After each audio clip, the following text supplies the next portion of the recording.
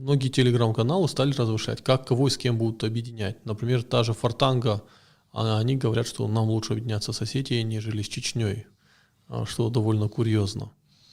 Они объясняли так, что объединение с Осетией решит вопрос, например, пригородного района. Нет, ну, если взять этот подход, что объединение Северной Осетии и Ингушетии решит вопрос пригородного района, то точно так же можно сказать, что объединение Ингушетии и Чечни решит вопрос Сунжинского района. Да.